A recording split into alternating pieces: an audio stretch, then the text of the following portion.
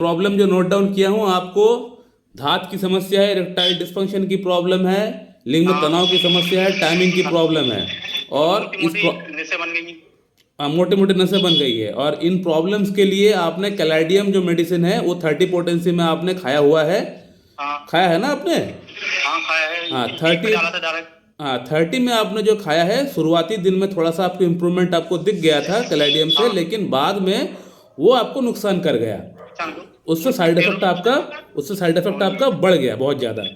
ये बात है ना? हाँ, और उससे पैरों में कमजोरी हो, उससे पेट में पैरों में मेरे कमजोरी कम हो गया। और क्या हुआ बताइए? घबराहट कुछ बोल रहे थे आप, बताइए। घबराते। और आज से ये 12-13 साल पहले किसी ने चाकू के हाथ मार दिया मेरे। पहले आप ये बताइए, कैलाडियम से आपको साइड इफेक्ट क्या हुआ, मुझे पहले ये बताइए आप। साले से ये हाथ पैरों में कमजोरी होने लगी, मुझे हाथ पैर में घबराहट बहुत कमजोरी, होने लगी। कैलाडियम 30 लेने के बाद, मिसयूज करने के बाद हाथ पैर में कमजोरी होना स्टार्ट हो गया, एक नंबर। उसके बाद आप क्या बोल रहे थे बताइए? से घबराहट ज्यादा होने घबराहट लगी। होना स्टार्ट हो गया, बेचैनी। हाँ, बेचैनी। अच्छा, घबराहट, बेचैनी, और कुछ? मैं अपना यूट्यूब वीडियोस में आप लोग को अक्सर एक बात का अलर्ट करता हूँ कि होम्योपैथिक मेडिसिन से आप लोग को सेल्फ मेडिकेशन नहीं करना चाहिए। ये बात मैं अक्सर आप लोगों को बोलता हूँ, और वो भी अलग अलग पेशेंट का फीडबैक के साथ, अलग अलग पेशेंट का रिव्यूज़ के साथ मैं आप लोगों को दिखाता हूँ कि कैसे पेशेंट के अंदर सेल्फ मेडिकेशन करने से प्रॉब्लम बढ़ गया। तो आप लोग सेल्फ मेडिकेशन ना करें, जैसे कि इस पेशेंट के साथ अभी हुआ। इस पेशेंट ने कैलाडियम जो मेडिसिन है उसका मिसयूज़ किया। कैलाडियम का तो पेशेंट ये है नहीं। कैलाडियम अगर लेंगे तो क्या होगा? प्रॉब्लम बढ़ेगा। आपका अंदर वो मेडिसिन का सिम्टम नहीं है, लेकिन फिर भी उसको आप लिए जा रहे हैं, लिए जा रहे हैं, लिए जा रहे हैं, तो क्या होगा? वो मेडिसिन आपका अंदर काम तो करेगा नहीं, या काम थोड़ी बहुत पेलिएशन थोड़ा बहुत कर भी देगा 19-20, तो आपका अंदर बाद में वो बहुत बड़ा प्रॉब्लम क्रिएट कर सकता है। हाँ, मैं माना कि कैलाडियम जो मेडिसिन है, जनरल मेडिसिन है, इसको मैंने वीडियो बनाया है किस प्रकार से लेने के लिए बनाया है। वो उस प्रकार से अगर आप लिए होते, ये पेशेंट अगर लिया होता, तो शायद प्रॉब्लम ना होता और फायदा भी हो जाता। अगर होने का रहता फायदा तो फायदा हो जाता, अगर फायदा नहीं भी होता तो एटलीस्ट साइड इफेक्ट नहीं होता। मैं जिस प्रकार से बताया हूँ अपनी वीडियो में, उस प्रकार से अगर ये पेशेंट लिए होते तो। लेकिन इन्होंने किसी और का वीडियो देखा, वहाँ से उनका बताने के अकॉर्डिंग इन्होंने कैलाडियम को इस्तेमाल किया, 30-200 में इस्तेमाल किया, और साइड इफेक्ट देख लीजिए। घबराहट, बेचैनी हो रहा है, अभी काम करने का मन नहीं कर रहा है, पैरों में वीकनेस, कमजोरी, हाथ पैर में वीकनेस, कमजोरी हो रहा है, पैर नहीं चल रहा है, हाथ पैर नहीं चल रहा है, दिमागी तौर पे इनको घबराहट, बेचैनी हो गया है, बीपी थोड़ा बढ़ गया है इनका, अभी पैल्पिटेशन हो रहा है, घबराहट हो रहा है, रात को नींद नहीं आ रहा अभी इनको, कोई भी काम करने से पहले इनको डर लग रहा है, घबराहट हो रहा है, थोड़ा सा चलने में फिरने में थोड़ा इनको पेन हो रहा है, पैरों में पेन हो रहा है, एक वीकनेस सा पेन हो रहा है, यानी वीकनेस के साथ पेन हो रहा है अभी चलने फिरने में, साथ में घबराहट, बेचैनी, रात को नींद नहीं हो रहा है, एक मृत्यु भय तक इनका अंदर आ चुका है। ये कैलाडियम लेने के बाद से ही स्टार्ट हुआ।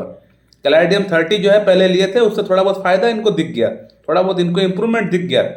उसके बाद 200 में मेरे ख्याल से शायद लिए थे, उसके बाद प्रॉब्लम, सारी समस्याएं स्टार्ट हो गया। तो मेरे ख्याल से अभी इस पेशेंट के लिए हम लोग क्या कर सकते हैं? तो देखिए, ये जो पेशेंट है ये कैलाडियम का पेशेंट तो है नहीं। कैलाडियम जो मेडिसिन है अच्छी मेडिसिन है, काम करता है, लेकिन इसकी कुछ 3-4 प्रमुख सिम्टम है। अगर वो मैच करे और अगर बड़ी रेमेडी कोई अगर इंडिकेट ना करे पेशेंट के अंदर, तो उस केस में हम लोग कैलाडियम, एग्नेस कैस्टस, सिलेनियम, छोटी रेमेडीज जो होती है, तब हम लोग इन मेडिसिन के बारे में सोच सकते हैं। लेकिन जब पेशेंट के अंदर कोई बड़ा रेमेडी इंडिकेट कर रहा है, तो बड़ा रेमेडी को छोड़कर अगर आप छोटा रेमेडी के पास जाएंगे, तो हो सकता है आपको थोड़ी बहुत पेलिएशन, आपको पेलिएटिव ड्रग के तौर पे आपको थोड़ी बहुत आपको इंप्रूवमेंट आपको दिख जाए। लेकिन उसको इस्तेमाल करने का एक तरीका होता है। अगर उसको अगर रिपीट फास्ट तरीके से कर देंगे, फास्ट रिपीटेशन कर देंगे, तो आपको वो मेडिसिन साइड इफेक्ट बिल्कुल कर जाएगी, बिल्कुल आपका अंदर एग्रावेशन हो जाएगा, जैसे कि इस पेशेंट के अंदर हुआ। कैलाडियम से इस पेशेंट का अंदर थोड़ा बहुत इंप्रूवमेंट हुआ था, लेकिन आगे जाके गलत रिपीटेशन के कारण से, मेडिसिन का गलत पोटेंसी का सिलेक्शन के कारण से इनका अंदर साइड इफेक्ट हो गया, इनका अंदर एग्रावेशन हो गया। तो अब हम लोग इस पेशेंट को कैसे टैकल कर सकते हैं? एक तो पहले इनका जो प्रॉब्लम है वो भी ठीक करना है, साथ में जो एग्रावेशन हो गया अभी, घबराहट, बेचैनी, हाथ पैर में वीकनेस, कमजोरी, इसको भी कैसे ठीक करना है? दोनों को ठीक करना है। अभी पेशेंट का जो रियल प्रॉब्लम है उसको भी ठीक करना है, जिसके लिए कैलाडियम इन्होंने इस्तेमाल किया हुआ है। अब कैलाडियम लेने के बाद जो साइड इफेक्ट हुआ है उसको भी ठीक करना है। तो ये पेशेंट बहुत ज़्यादा सेल्फ मेडिकेशन नहीं किए हैं, इन्होंने किसी का वीडियो देखे, वीडियो देखने के बाद कैलाडियम ही एक मेडिसिन इन्होंने लिए है, ट्राई किया है, कैलाडियम से इनका अंदर थोड़ा बहुत अब प्रॉब्लम हो गया है। तो अब हम लोग इस पेशेंट का थॉरोली मैंने केस टेकिंग किया। केस टेकिंग करने के बाद इस पेशेंट को मैं अर्जेंटम नाइट्रिकम प्रेस्क्राइब किया हूँ। अर्जेंटम नाइट्रिकम मैं क्यों प्रेस्क्राइब किया हूँ, मैं अक्सर अपना वीडियोस में बताया हूँ कि अर्जेंटम नाइट्रिकम का जो पेशेंट होता है बड़ा नर्वस पेशेंट होता है, इसको हाइट से डर लगता है, कल कहीं जाना है तो आज से इनको घबराहट बेचैनी हो जाता है, कोई आने वाला है तो उससे कैसे बात करेंगे, कैसे उससे इंटरेक्ट करेंगे, उसको उससे पहले डर लग जाता है। हर चीज़ में डर रहता है, हर चीज़ में, हर काम में इनको डर लगता है। इसके अलावा नर्वसनेस, बेचैनी, घबराहट, और धूप में बाहर निकलने से इनको प्रॉब्लम होता है, इनको गर्मी बर्दाश्त नहीं होता है। इसके अलावा हाइट से डर लगता है, ऊंचाई से भी डर लगता है, और स्वीट खाने की क्रेविंग इनका अंदर बहुत ज़्यादा है। और स्टूल जो होता है वो पतला होता है, स्टूल का दौरान जब पास आउट करने के लिए जाते हैं तो उस समय फ्लैटिस बहुत ज़्यादा होता है, बहुत ज़्यादा आवाज़ होता है, और पेट में गैस भी बनता है थोड़ा बहुत। तो इन सब सिम्टम्स का ऊपर हम बेस करके पेशेंट को मैं अर्जेंटम नाइट्रिकम प्रेस्क्राइब किया हूँ।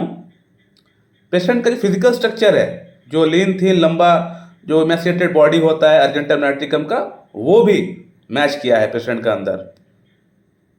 तो इन सभी सिम्टम्स का ऊपर बेस करके मैं अर्जेंटम नाइट्रिकम प्रेस्क्राइब कर रहा हूँ 0/1, 2, 3, 4। और मेरा उम्मीद है इससे कैलाडियम का जो साइड इफेक्ट हुआ है ये भी आहिस्ता आहिस्ता कम हो जाएगा, और साथ में जो पेशेंट का जो प्रॉब्लम है इरेक्टाइल डिस्फंक्शन, प्रीमैच्योर इजैकुलेशन, और लिंग में वहाँ पे इनका जो नसें है थोड़ा सा उभर चुका है, थोड़ा सा फूल चुका है, वो भी ठीक हो जाएगा। सो माय डियर फ्रेंड, मैं अक्सर आप लोग को मना करता हूँ कि सेल्फ मेडिकेशन ना करें। कोई पैथी में आप सेल्फ मेडिकेशन ना करें, एलोपैथी, यूनानी, आयुर्वेदिक, कोई पैथी का आप सेल्फ मेडिकेशन आप लोग ना करें। किसी का वीडियो देख के, आर्टिकल पढ़ के, या ओवर द काउंटर मेडिसिन जाके आप लोग ना खरीद के खाएं, इससे प्रॉब्लम बढ़ता है बहुत ज़्यादा। आप लोग समझते नहीं है, आप लोग 2 पैसा को सेव करने के लिए आप लोग ऐसा करते हैं, लेकिन कभी भी आप ठीक नहीं हो पाएंगे। खास तौर पर अगर आप होम्योपैथिक मेडिसिन से सेल्फ मेडिकेशन करते हैं तो वहाँ पे हाई चांसेस रहता है कि आपके अंदर एग्रावेशन हो जाए, क्योंकि जो पोटेंटाइज मेडिसिन होती है होम्योपैथी में, ये बड़ी पावरफुल मेडिसिन होती है। ये आपका बॉडी के अंदर डीप कोर में जाके काम करता है, आपका जीन तक चला जाता है, ये जीन में जाके ये काम करता है। तो इन मेडिसिन से आप सेल्फ मेडिकेशन ना करें। इस पेशेंट का प्रॉब्लम मैं पूरी तरह ठीक कर दूंगा, पेशेंट को मैंने आश्वासित कर दिया है, लेकिन शर्त एक है, शर्त यही है कि आपको वहाँ से कोई मेडिसिन आपको नहीं खाना है। खास तौर पे होम्योपैथिक मेडिसिन आपको वहाँ से कोई मेडिसिन आपको उठा के नहीं खाना है। सिर्फ हम जो मेडिसिन भेजेंगे यही मेडिसिन आप खाइएगा। सिंगल रेमेडी मैंने प्रेस्क्राइब किया है, कोई 5-6 टॉनिक मेडिसिन कुछ भी हमने इनको नहीं दिया है। सिर्फ एक मेडिसिन अर्जेंटम नाइट्रिकम 0/1, 2, 3, 4 पहले 2 महीने के लिए। इसी से पेशेंट का अंदर काफ़ी हद तक इम्प्रूवमेंट आ जाएगा, जहाँ तक मुझे लगता है। मैं आप लोगों को पेशेंट का रिव्यू जब आएगा आफ्टर 2 मंथ, मैं आप लोग को जरूर दिखाऊंगा। केस नंबर आप लोग याद रखिएगा। So my dear friend, thank you very much and have a good day.